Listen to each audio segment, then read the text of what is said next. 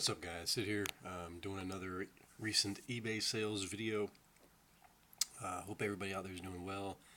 Today's date is June 10th, 2015. I know it's been a while since I've done one of these, but my eBay sales have not really, there's just really hasn't been a whole lot. eBay has been really slow for me. I'm not sure what the deal is, but I do have a few to show you, and actually this time it's not really about quantity, it's about quality. I've had a couple of really nice sales, so we'll go ahead and we'll get started. We'll get to the last one first here. There we go. Alright.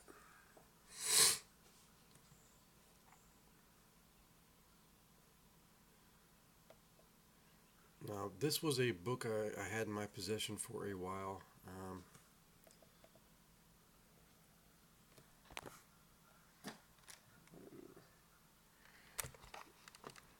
Let's see if I can fix this here. There we go. A little bit too bright. Okay, this book is a Pioneer Woman Aviator, Jerry Cobb, 1997 book, Solo Pilot, Autographed, Astronaut. And those are the keywords I used. Oh, real quick, just in case anybody new is watching, I want to show you my eBay username and feedback score. It's Blade911, and I have 1,225 positive feedbacks. Alright, now back to where we were.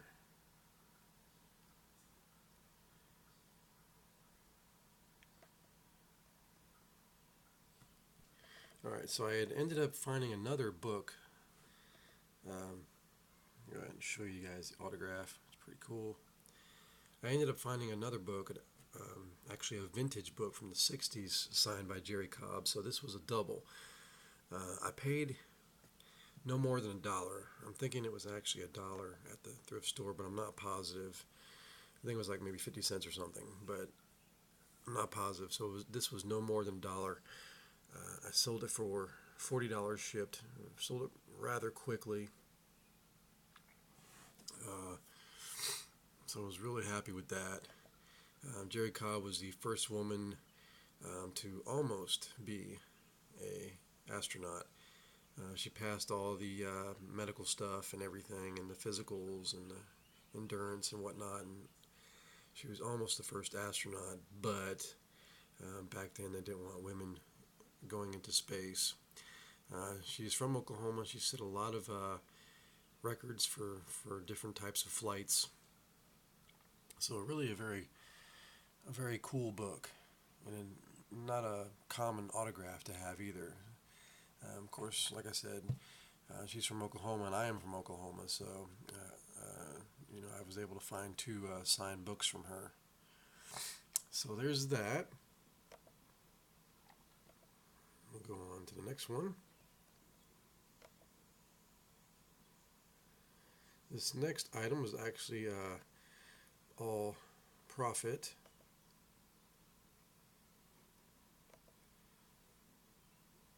As this was a throw-in from somebody. I got some stuff from I got a contest win from a friend of mine here on YouTube, and he threw in some extra goodies, so I was able to turn this around and sell it. This is a rare Assassin's Creed Unity Loot Crate exclusive coin medallion with pouch, and there it is right there. And I sold it for $7 free shipping. I think it was like $2 to ship. Oh, on the book it was $2 or $3 to ship, minus eBay fees and everything. So I think I made about $34. Well, and it cost me $1, so we're probably looking at I'd say $32 profit, which was pretty nice.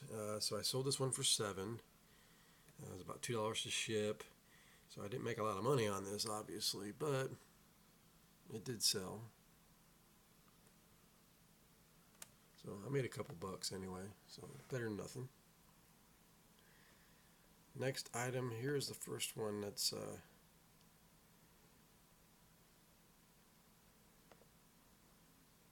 and that's one of the really good ones.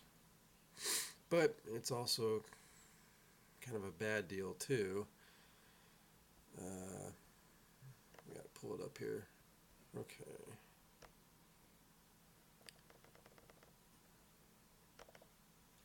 Alright. So this is a record album. This is a Chuck Dunlap Days Gone By Rare Private Psych Folk Rock LP, Oklahoma, Red Dirt, 1980. There's the album there. And that's the selling price it sold for, $80. I picked this up actually accidentally at a thrift store. What happened was I was digging through a crate of records and I saw this and I took it out of the crate and was flipping it over looking at it, and I thought I had put it back in the crate, but apparently I had somehow got distracted and set it down on the stack of records I was buying, and I apparently put another record or two on top of that, and I ended up taking the whole stack to the checkout counter and bought them all. I think it was only it was less than $2. I bought a few. And so when I got home and I was looking through the records, I saw that I had bought this. I was like, oh man, really? So, obviously I'm like, well, I bought it, so I might as well go on eBay, see if it's worth a damn. And it actually is. It is a very rare album. So I put it up for sale on eBay. Actually, that's not the selling price. I put it up on eBay, $80 or best offer, and I got a best offer of $70, I think within an hour or 2 hours of listing it. And I went ahead and took the offer, shipped the record very carefully, and next thing I know, probably a couple weeks after it shipped out, I got a message from the buyer, excuse me, saying that a couple of songs skip really bad, and I know for sure that they didn't because I played the album myself before listing it, and but it is what it is. And during the last year, I've gotten 2 negatives, and I really just didn't want to get another negative. So I was debating on what to do when the guy filed a case with PayPal. And he said he wanted a $20 partial refund. And I was like, well, $20 is better than a full refund of $70, so here you go. So I refunded him his money, asked him to leave me positive feedback, and he did. And so the deal is done. So I ended up only getting $50 for this record, which is still a really awesome deal because I only paid a quarter. So still very happy with this sale. So we'll go on to the next one here.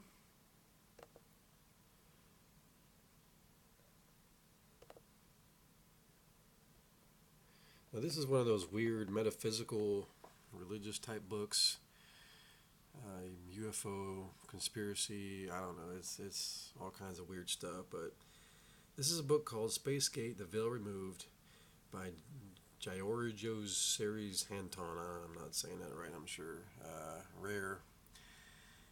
And, on the record, after eBay and PayPal fees and whatnot, I still made like $40 at least on a quarter record.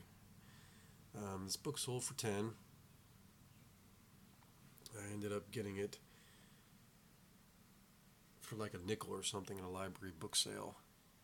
So after eBay fees and whatnot, $10 shipped. After eBay fees and whatnot, I made maybe $6, something like that. So I didn't make a lot on that sale, but something is better than nothing in my opinion. That's how I look at everything. Okay. And then next up, we have a VHS tape.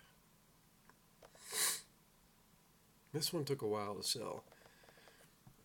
This is a extremely rare Blockbuster Video, August 1993, Hot Picks Previews Tape, CBS Horror. Sold for $12 shipped. Now, I originally listed this at $50 and kept going down. Every week that it didn't sell, I went down more and more and more until eventually I was at $12. It's a very rare item. It's a videotape that back in the days from 1993, when you rented a video, you were allowed to take this tape home and watch it for previews, and there's also a contest on there that you could enter. Did you see right there? Possibly property of Blockbuster Videos. You were supposed to bring this back and return it to Blockbuster Video. So there's not a lot of these out there. There weren't any on eBay when I listed it, and I haven't seen any on eBay since. But apparently it's still only worth $12. So after weeks of going down in price, I got $12. I paid $1, maybe less, for that. So after eBay fees and whatnot, I probably made $7, $8. All right, next up.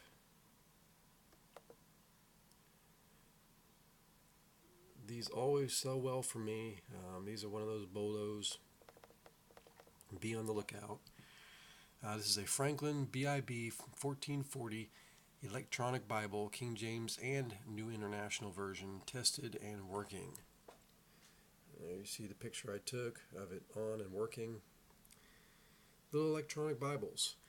I paid, it was either $1 or less for this. Sold it for $16 shipped. After eBay fees and whatnot, I made probably $11, $12. But they always sell well. This is the second one I've had in probably 4 or 5 years that I've sold. The first one sold better. I think it sold for $20 or $25. But this one did finally go for $16. And they're always, $1 or less when you find them. So make sure you pick those up. Okay, now here's the second item that was a really, really nice sale. This is a L.S. Lowry limited edition print called Family Discussion. It's a Henry Don print, and it's numbered 706 out of 850, and it is from the UK. Very awesome. I don't know how well my camera's going to pick up stuff, but there's the numbering in pencil. There's the stamp. You can see right there, the Henry Don stamp. Family Discussion. I was at a yard sale, and I saw a small stack of, I think it was Life or Post magazines, and it looked to be a couple of posters or something sticking out of the bottom of it. And I just disregarded it, kept looking around the sale. Well, the guy's like, I'll be right back. I got to go move my car real quick for a second, but I'll be right back. And at that point, I had pretty much finished looking, and I just kind of wanted to go ahead and pay and take off. But I said, okay. And I just went ahead and just stood around and looked around a little bit, and I was like, you know what, I'm going to go ahead and take a look under that stack of Post magazines. So I did, and I saw, well, for one, it was a ratty girl in a swimsuit poster, and I lifted that up, and I saw this. And I was looking at it, and I saw the numbering. And I was like, man, this has got to be worth something. And I picked up the print, looked closer, saw the stamp, and saw the words limited edition and this and that. And I was like, I wonder how much he's going to want for this. It's a little bit rough. It's got a lot of foxing. It's got tape stains, and it's got some creases and a little bit of tears. I wonder how much he's going to want for this thing. So I asked him. He told me, give me $1. So I paid $1 for this. And there's the selling price, $150. This did sell to somebody in the UK, but they had it shipped to one of the international shipping centers in Kentucky. After eBay fees and shipping, I did ship it insured, which I think was $3 or $4. Shipping was only like $2 or $3 because I shipped it I shipped it rolled up in a tube. So I made, I'm sure, $140 on this piece. Well, no, eBay fees were more than that, so I forget how much they are on something this large. I'd say at least $130. I'm sure of that. So that was a really, really awesome sale. Super stoked to find that. This guy, Ellis Lowry, his stuff's starting to increase in value. He has been deceased for a while. I can't remember. I guess I have it in my listing probably down here. The drawing was done in 1968 and the print is from 1974. And no, I did not put down when he died. Oh, 76, I believe. I think it was 76 that Mr. Lowry died. So he has been deceased for a while, and his stuff's starting to go up in value. If this had been signed, you would have been looking at probably somewhere between $800 and $1,000 for this print. I really wish it was signed. So very, very nice sale with that. And then I think a week or two later, I found this. And another really nice sale. Did not make as much on this because of shipping and whatnot, but still very cool. Here we have a very rare vintage antique 1930s Remington Model 3 typewriter, purple with case. And you see the typewriter there. Very beautiful, beautiful typewriter. So here's the story behind that. I saw it at the thrift store. It was March 6th, but it was half price day. So I'm checking it out, I'm pressing the keys and whatnot, and I find out that the carriage isn't moving. The carriage is stuck. But there is a piece of paper in it, and the ink is still good. It rolls up and down, but the carriage doesn't move. I'm thinking to myself, well, that's got to be an easy fix, because otherwise this typewriter is mint. I mean, beautiful, beautiful typewriter. And I've never seen a purple typewriter. I'm like, this is old. Did they have colored typewriters back then? I thought they were all basically black. So I bring it home and I investigate it, and I find out that this is a very, very rare piece. And I was right. Most typewriters from that era are, black. To find a color, especially a purple, and this is from the 1930s, is just unheard of. It's extremely rare. So I put it up for sale for $200 or best offer. I ended up getting a best offer of $150, and I decided to go ahead and take it.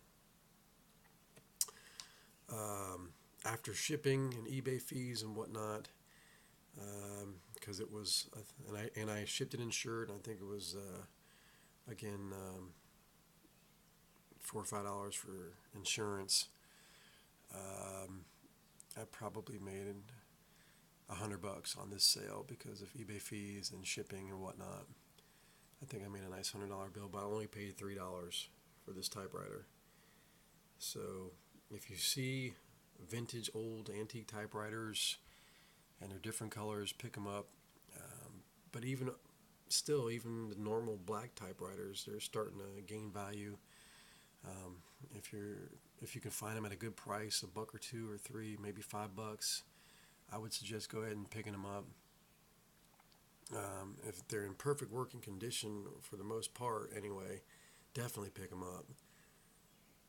But even with the carriage not moving on this, because it's such a rare piece, it's still sold for good money. And I'm sure if you know what you're doing, it can be fixed easy. So really happy with this sale.